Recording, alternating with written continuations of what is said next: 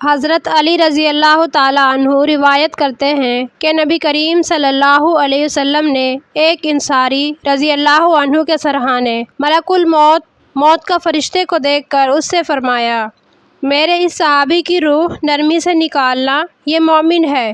ملک الموت نے عرض کیا، اے محمد، آپ مطمئن رہیں، آپ کے ہر امتی مومن کی روح نرمی سے نکالتا ہوں۔ اس کے بعد اس ملک الموت نے کہا، باخدا اے محمد، جب میں کسی انسان کی روح قبض کرتا ہوں، اس وقت اگر اس کے رشتہ داروں یا اہل و عیال میں سے کوئی روتا یا چیخو پکار کرتا ہے، میں کہتا ہوں، یہ رونا دھونا اور چیخو پکار کیوں؟ ہم نے کوئی ظلم تو نہیں کیا، نہ ہم نے اس کی موت کے مقررہ وقت سے پہلے اس کی روح قبض کی ہے، نہ ہم نے اس کی تقدیر میں کوئی دخل اندازی کی ہے کہ جتنی زندگی اس کی تقدیر میں لکھی تھی اس کے پورا ہونے سے پہلے اس کی روح قبض کی ہو۔ ہم نے اس کی روح قبض کر کے کوئی گناہ یا جرم تو نہیں کیا۔ اگر یہ لوگ اللہ تعالیٰ کے فیصلے کو ہنسی خوشی قبول کر لیں تو ان کے حق میں بہتر ہے اور آخرت میں انہیں اس کا اجر و ثواب ملے گا، اور اگر اللہ کے اس فیصلے پر ناراضگی کا اظہار کرتے ہیں، روتے اور چیختے چلاتے ہیں تو گنہگار ہوں گے اور آخرت میں اس گناہ کی سزا بھگتیں گے۔ تمہیں ہم پر ناراض یا غصہ ہونے کا کوئی حق نہیں۔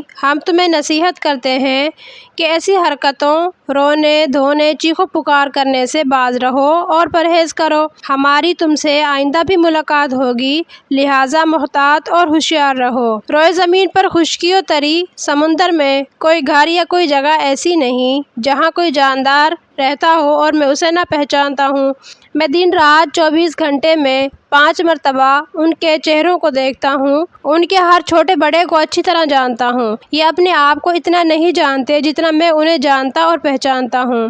اس کے باوجود اے محمد، مجھے اللہ کے حکم کے بغیر ایک مچھر تک کی روح قبض کرنے کی قدرت و اختیار نہیں۔ جو کچھ بھی کرتا ہوں اللہ کے حکم سے کرتا ہوں۔